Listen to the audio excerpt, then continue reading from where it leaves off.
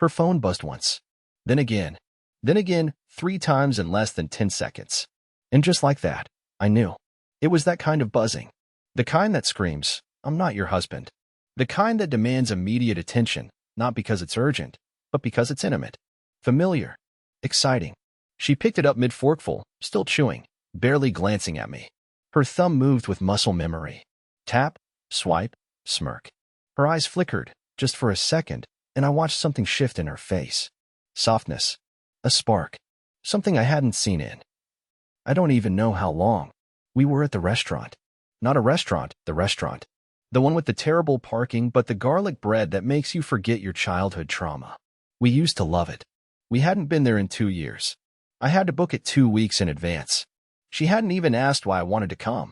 She just said, sure, like she was agreeing to a meeting that could have been an email. I didn't say anything at first. I just watched her type. Tap. Pause. Bite of pasta. Tap again. Work. I asked, pretending I didn't already know. She didn't even look up. Ashley's being dramatic. Ashley again. The fictional character she invented 3 months ago when I asked to send a late-night message titled, "You're seriously addictive." So I smiled and nodded. Like a fool. Like a husband trying not to break the last thread holding the lie together. Her phone buzzed again. This time she actually giggled. That sound. That stupid, pretty little giggle, like the one she used to make when I whispered something inappropriate to her in public.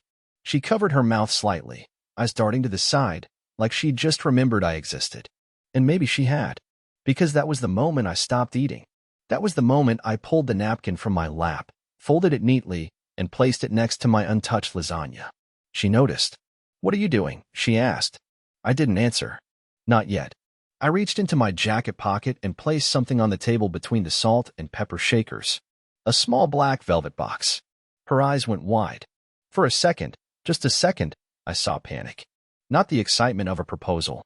Not curiosity. Panic. Because she knew what it wasn't. I didn't open it. I let it sit there like a trap. I thought, I said, if we were going to pretend everything was fine, I might as well play along. She didn't move. Go ahead, I added, tilting my head. Open it. She hesitated, then slowly reached forward. Her fingers brushed the lid like she expected it to explode. She opened it. Inside wasn't a ring. Inside wasn't jewelry. It was a flash drive. Her brow furrowed. What is this? I finally met her eyes. It's your real dinner date, I said. Every message. Every photo. Every quick meeting you had with Kale in his car. Every reservation you booked under a different name. It's all there. She didn't speak. Her lips parted slightly, as if trying to shape an excuse, but nothing came out. I reached into my other pocket, pulled out my phone, set it on the table. Play it, I whispered. She didn't move. So I tapped the screen and pressed play myself. Kale's voice filled the tiny speaker. You're seriously a goddess. That man has no clue what he's married to. Her face drained of color. He's like a sock drawer, Kale continued. Always there, always boring. Just don't let him find out. I kinda like being the bad guy. I watched her break. Not in an explosive, dramatic way. No tears, no screaming. Just a slow, quiet collapse. Her spine folded. Her hands trembled. Her fork slid off the edge of the plate and clinked on the floor. The waiter came by. Everything all right here? I smiled politely. Could we get this to go? My wife still hadn't spoken. And I hadn't even told her the worst part yet. Not about the cameras. Not about what I sent to her mother. Not about what was waiting for her when we got home. But that could wait. Because when I finally said the words, she gasped so hard on her pasta, she started choking. And honestly, I didn't move to help. She coughed. Once. Then harder. Her shoulders jerked and she reached for the glass of water, but her hands were shaking so badly, she knocked it over. The entire table shifted with the splash. The waiter took a cautious step forward, unsure if this was drama or a medical emergency. I didn't move. The thing is, in that moment, watching her gasp for air over a piece of pasta, I felt nothing. Not fear. Not concern. Not even anger anymore. Just this strange emptiness. Like my heart had finally finished bleeding out, and there was nothing left inside me to feel. But don't get me wrong, I wasn't hoping she'd choke. I just wasn't going to pretend to care while she played the victim in the scene she directed. Eventually she stopped coughing and just sat there, a mess of smeared mascara and forced breathing. She avoided my eyes like they burned. Why are you doing this? She finally whispered, her voice hoarse. I tilted my head. You mean dinner? Or the part where I show you what it's like to be blindsided in your own life? She blinked hard. You went through my phone? Nope, I said flatly. I didn't have to. You left your iPad open. I guess Kale's, we should do it in his car again, message didn't need a passcode. That shut her up. It was strange, watching someone so composed, so smug for months, suddenly realize her world was made of glass. And I was done tiptoeing around it. She finally looked at the flash drive sitting in the velvet box between us. You've been watching me? Now that made me laugh. You mean, have I noticed you've been sneaking around like a high schooler with a burner phone? Yes. I've been watching. You just stopped caring whether I saw or not. Her face turned red, not just from shame, but from something else. Rage. She actually had the nerve to look betrayed. You're not some kind of hero, you know. I'm not trying to be. I said. I'm just tired of pretending I'm crazy. She leaned back, arms crossed, like she was preparing for war. But it was too late for that. The war already happened. And she lost. You have no idea what it's been like, she muttered. Oh, enlighten me, I said. Was it unbearable to sit across from a man who'd do anything to fix what you were silently dismantling? Was it boring to be married to someone who trusted you even when every sign screamed not to? Nothing happened, she said, trying to gather her voice. It was just texting. Mel, I said quietly, he described your tattoos. The ones only I was supposed to know about. I know where the photos came from because I took them. She flinched. And that was the first honest thing I'd seen her do all night. The waiter came back with the bill and the leftovers boxed up. She couldn't even meet his eyes. I'll pay, I said. Too late for chivalry, she snapped under her breath. I'm not being chivalrous, I replied. I just didn't want your boyfriend's card showing up on the receipt again. She froze. Yep, I'd seen that too. One of their little rendezvous? Paid for with our joint credit card. I didn't say anything at the time. I just logged it, like a soldier counting bullet holes. She didn't say a word after that. Just sat there, pale, humiliated, possibly calculating how much of her double life I'd actually uncovered. The truth? More than she knew. Because I hadn't just been collecting messages. I had a plan. And the next part would unfold not in this restaurant, but back at home, in the place where all the lies began. Where I'd set everything up. Where she'd walk into a room full of her own secrets and find out just how much damage a boring man can do when he finally decides to stop begging for attention. We drove home in silence. Not the kind of silence that happens when two people are tired. Not the kind that feels companionable. This was jagged silence, filled with unsaid words, unspoken rage, and all the little fractures that had finally split wide open. Her breathing was too fast. She kept looking out the window like she expected to see herself disappear into the dark. I kept my eyes on the road. One hand on the wheel. The other resting on the center console between us. I didn't want her to touch me. Not anymore. The strange thing was, she followed me home. She actually followed me. I half expected her to call a cab, make up some excuse, run off to Kale like he was her emotional first aid kit. But no. She got in her own car, right behind mine, and drove all the way back to the house. Headlights in my rear view like guilt itself trailing me. Maybe she thought she could fix this. Maybe she still believed there was a version of this night where I'd forgive her, where we'd cry, fall into each other's arms, and pretend none of it had happened. But she didn't know what I'd prepared. She didn't know that this wasn't a dinner followed by a meltdown. This was a finale. And she was about to walk into the third act, blindfolded. I unlocked the door and stepped aside. After you. She hesitated. Just for a second. Then she walked in. The hallway lights were already on, warm, soft, almost too gentle for what was about to happen. I closed the door behind her. Her heels clicked softly against the wood as she entered the living room. She froze. That's when she saw it. Every surface had been cleared. No clutter. No distractions. Just a neat stack of printed papers on the coffee table, a tablet propped up on the couch, and a single envelope resting on the armrest. The TV was paused, screen dark, but faintly glowing.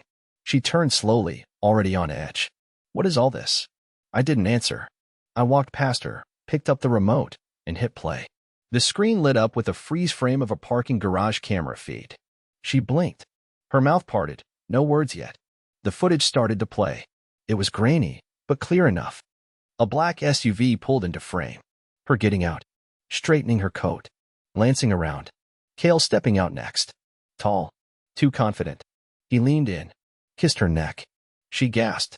Then she turned to me, eyes wide, and for the first time, truly afraid. You followed me? I shook my head. No. The building you picked for your little adventures?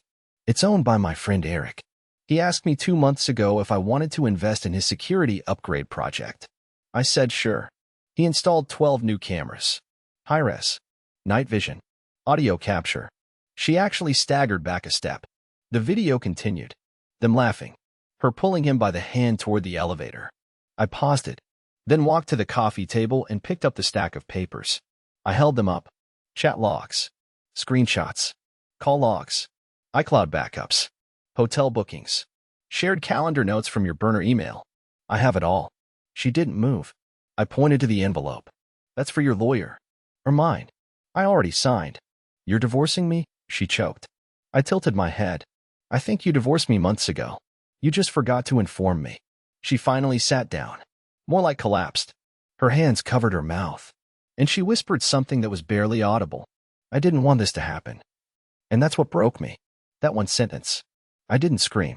I didn't cry. I just said what I'd been holding in for too long. Yes, you did. You wanted someone to chase you. Someone to see you. You didn't want honesty. You wanted attention. You wanted someone new. Well, congratulations. Now you're new again, single. Her eyes filled with tears. But I was numb. I didn't even feel satisfaction. Just a deep, exhausted ache. I turned away and walked to the hallway. You can sleep here tonight, I said. I'll be gone in the morning. That's when she finally said something that made me stop walking. Wait, she cried out. Where are you going? I turned halfway, just enough for her to see the side of my face, the face of a man who stopped asking to be loved. Somewhere people mean what they say. Then I kept walking, leaving her behind in the silence she created. I packed before the sky even considered turning blue. I didn't slam drawers or rustle bags dramatically. That kind of anger would have meant I still cared. But this was colder, quieter, like I was evacuating a house that had already burned down. I didn't even leave a note. Just my keys on the counter and her phone charger coiled neatly beside them because I knew she'd ask about it later. I'm still that guy. The kind who thinks of the small things even when walking away from something huge. The morning was foggy. Perfect, honestly. I didn't want to be seen. Not by her. Not by anyone. The streetlights flickered through the mist as I pulled away, her silhouette still visible behind the curtains. She hadn't slept. I could feel it. She probably sat up all night, staring at the door, wondering if I'd really do it. Wondering if I'd come back. But I didn't. I drove to the only place that made sense, my brother Emery's cabin upstate. He's barely ever there, spends most of his time traveling for work. I'd helped him renovate it years ago. The place had no Wi-Fi, no cable, and just enough cell reception to get weather updates. It was perfect. A clean cut from everything. Or at least that was the plan.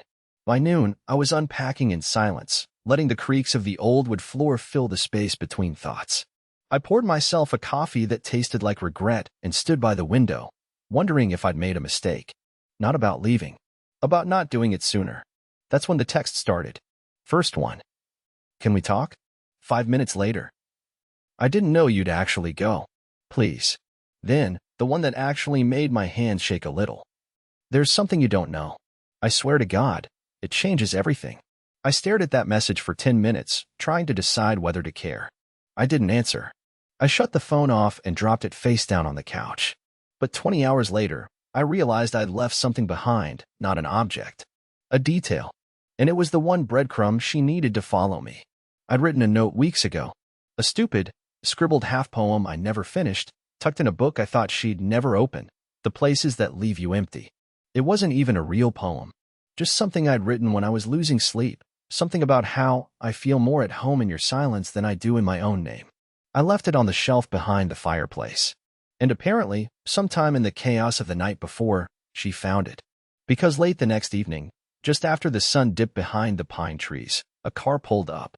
I watched from inside as she stepped out. Same clothes. Same haunted expression. Holding the book. She didn't knock. She just stood there on the porch, hugging the damn book like it was a lifeline.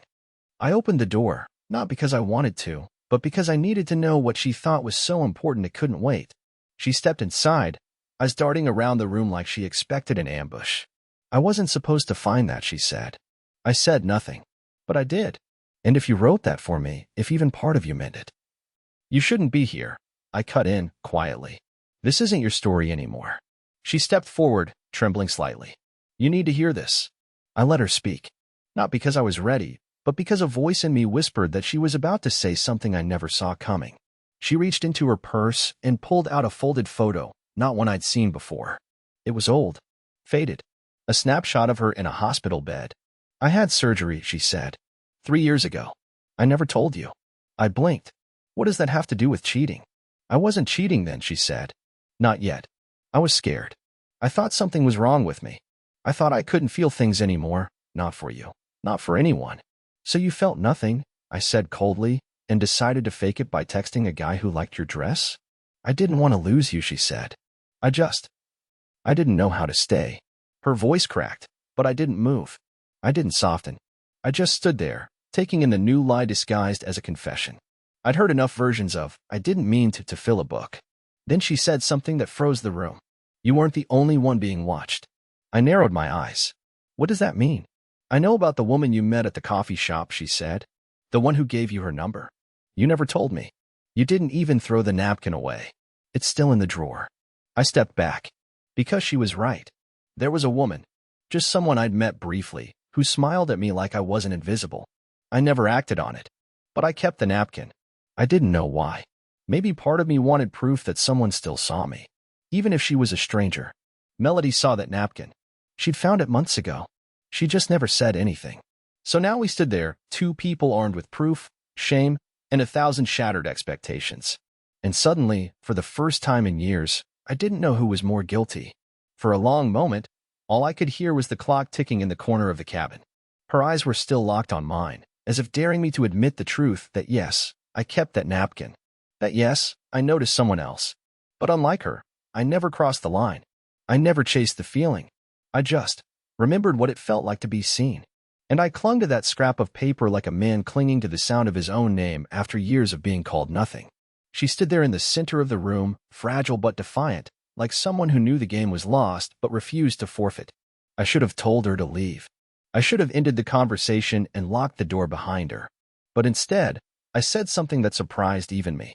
So what are we doing here? She blinked. What? You came all the way out here, Melody. To confess, to throw my own weakness in my face. What do you want from me now? She opened her mouth, but no words came. Just a long, shaking breath. Do you want me to say we're both broken? I said. Do you want to split the guilt and call it even? She stepped forward, just once. I want to stop lying. That stopped me cold.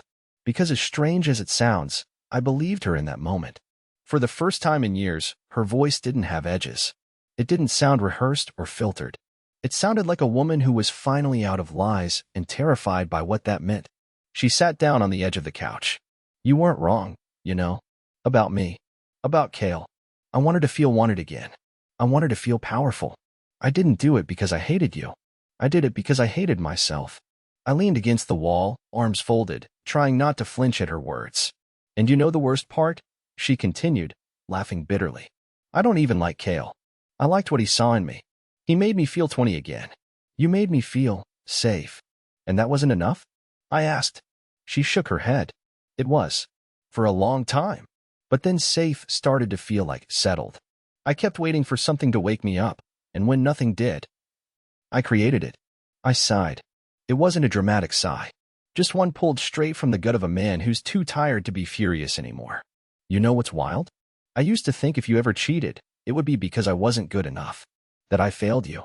But the truth is, you sabotaged something because you were afraid of losing it.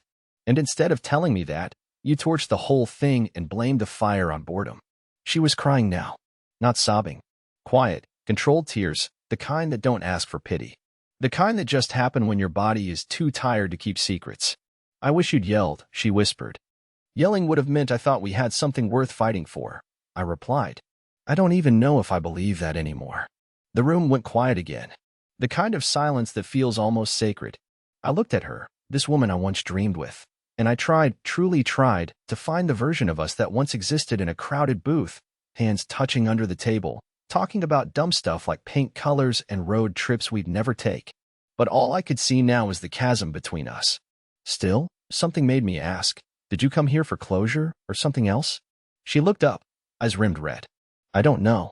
Maybe both. And Kale, I said. He's gone, she said quickly. I ended it. Before the restaurant. I raised an eyebrow. But you were still texting him over dinner? She hesitated. Habit. Right. Another silence stretched between us, but this one felt different. Not empty. Not accusing. Just honest. I don't expect you to forgive me, she finally said. That's good, I answered. Because I haven't even started forgiving myself yet. She looked confused. For what? For letting it get this far. For seeing the signs and ignoring them. For thinking if I just stayed quiet long enough, you'd love me louder. That's when she reached for the book again, the one with my half-written note inside. She opened to the back page and slid something out. Another note. Hers. It was dated 2 months ago. You still see me. I don't deserve that. But I'm trying to see you back. I stared at the handwriting. It was hers.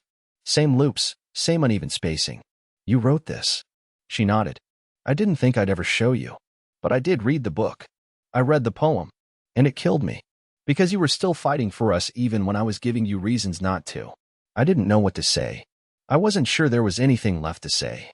But something in me softened, not because she deserved it. Maybe just because I needed it. Maybe because in the wreckage of everything, I saw 2 people standing there not as enemies, but as failures. And weirdly, failures are easier to talk to than villains. So I said the only thing that made sense. I don't know where we go from here. And she answered, then maybe we don't go anywhere yet. Maybe we just sit in it. So we did. 2 people on the edge of a life that used to be ours, finally sitting in the truth, no longer pretending it was still warm. The next morning, I woke up to birds and aching silence. Not the heavy kind from earlier that week. This one was strange.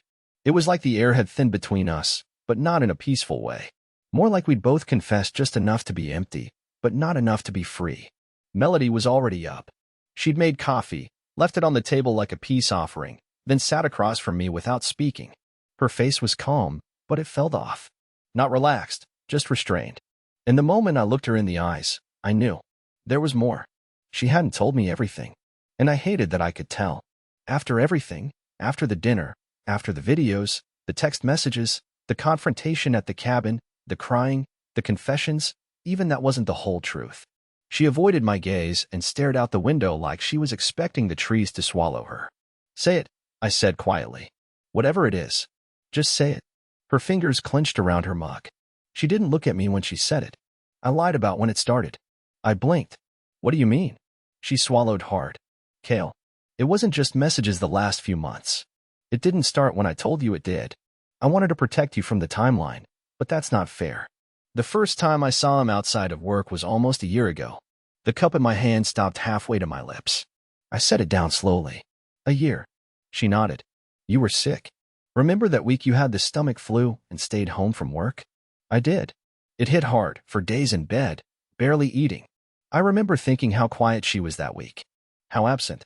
I thought she was just avoiding catching what I had. But apparently she wasn't worried about viruses. She was busy starting an affair. I leaned back in my chair. So when I was lying in bed, dehydrated and hallucinating, you were what? With him? Yes, she whispered. Once. I told myself it didn't count because it was just talking. But it wasn't. Not really. We had drinks. He kissed me. I let him. That hit harder than anything else. Not because of the physical act. Not because of Kale. But because I remembered lying there in the dark, sweating through my shirt, texting her and asking if she could bring me crackers. She said she was stuck at work. Said she had a long meeting. Said she loved me and hoped I felt better. And the whole time, she was letting another man's lips rewrite my marriage. I stood up. Not violently. Not with a scream. Just stood like I couldn't bear the weight of sitting near her. She looked terrified. Please, don't walk away. I'm not walking, I said. I'm just trying to find a place in this house where I can breathe without feeling like a ghost. She stood too, reaching for me. I didn't know what I was doing.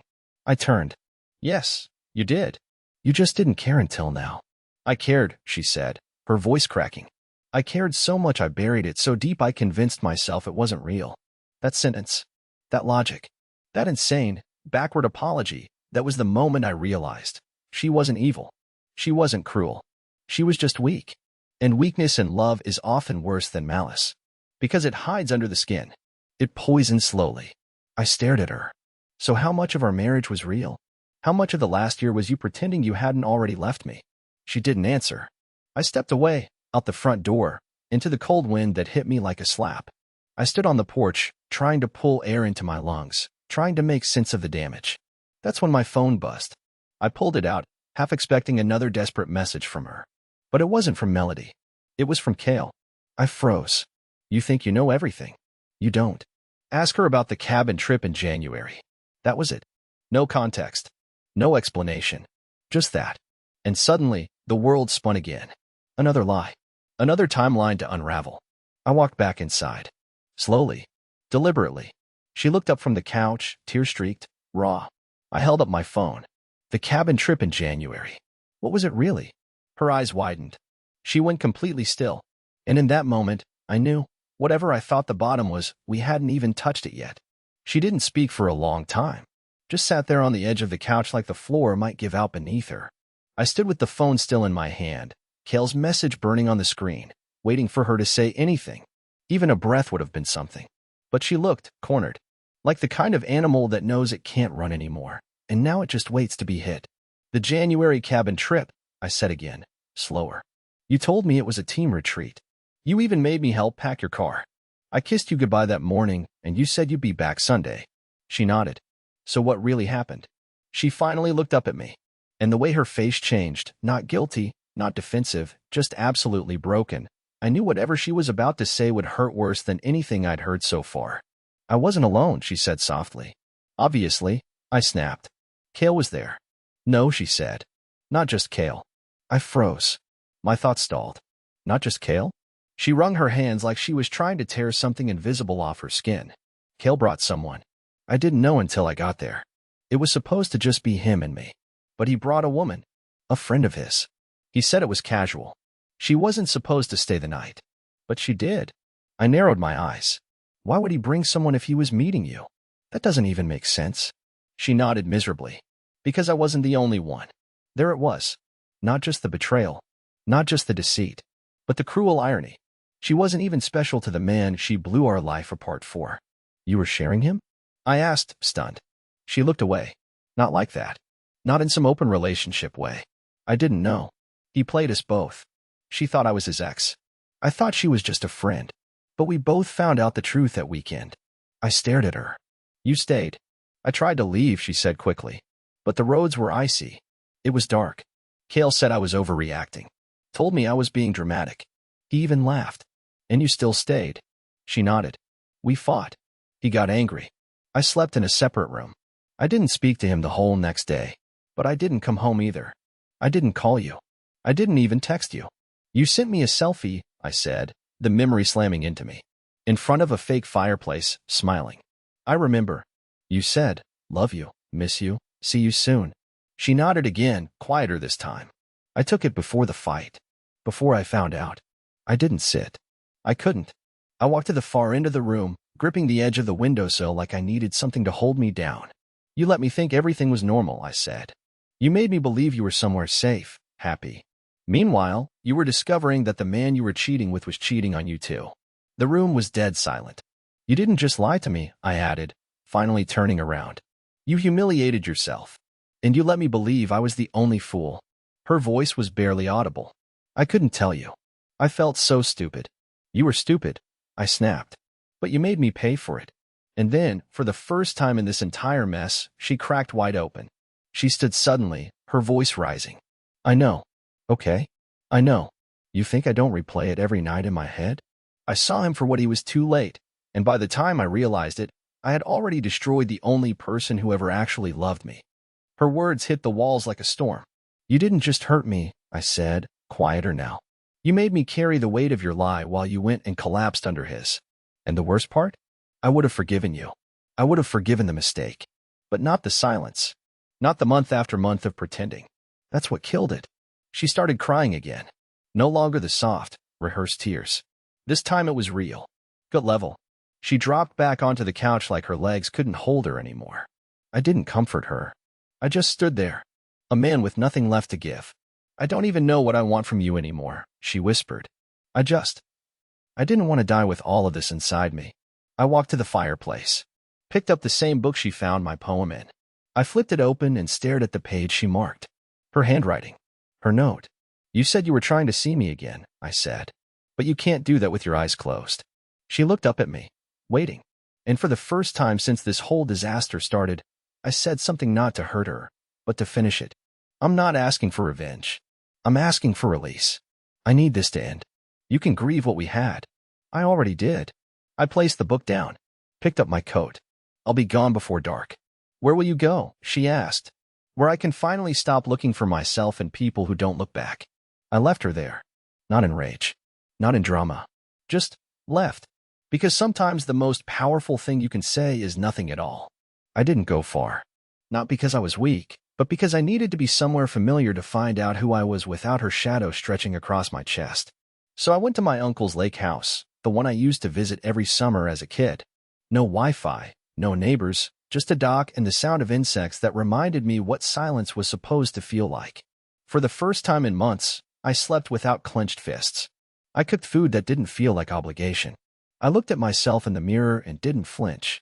And somewhere between that first night and the third, I started hearing my own voice again, not the one she ignored, but the one I forgot how to listen to. I thought I was done with her. And maybe I was. But on the fifth morning, I woke up to the sound of gravel crunching outside. I knew before I looked. She'd found me again. Somehow. Maybe she remembered the photo I once posted from here, years ago, when we were still proud of being each other's favorite place. She stepped out of the car slowly. No makeup. No performance. Just melody. Pale, anxious, but standing straighter than the last time I saw her. She looked around like the place had been preserved in glass. Then she saw me standing on the porch. Do you want me to leave? She asked, from a safe distance. I thought about it. About all the pain. All the wasted time. All the ways she could never fix what she'd broken. But I also thought about the letter she left behind in the cabin the day I walked out. She'd slipped it under my pillow. I almost didn't read it. But I'm glad I did. It wasn't an apology. It was an obituary. For the woman she used to be. She wrote about fear, about identity, about how she confused being wanted with being needed, and how she realized the person she betrayed the most wasn't me, but herself. She didn't ask for me back. She just wanted me to know she finally understood what she had destroyed. So now she stood there, not asking for a second chance. Just a moment. I nodded toward the dock. Coffee's still hot. She followed me in silence. We sat with mugs in our hands, legs dangling off the wooden planks, watching the water ripple. No grand declarations. No promises. Just two people sitting in the ashes, realizing that sometimes, rarely, things don't have to end the way they began. She finally spoke. I've been in therapy. Real therapy. Not just reading articles and making excuses. 3 sessions a week. I didn't come here to make you feel bad. I just needed to thank you. For what? I asked, not sarcastic, just tired. For not letting me stay the person I was, she said. You walking away saved me. I had to break to rebuild. And I'm not asking for anything more. I just needed you to know that I don't expect your forgiveness, but I'll earn it if you ever decide to hand it over. That was the first time I felt something real from her. Something human. We sat in silence a while longer. Eventually, I turned to her and said, if we ever start again, it has to be from scratch. She nodded. Then I hope we can learn each other again. That's how it ended. Not with a kiss. Not with fireworks. But with a pause. A mutual breath. And for the first time in a long time, I felt like maybe, just maybe, the worst chapter of our story didn't have to be the last.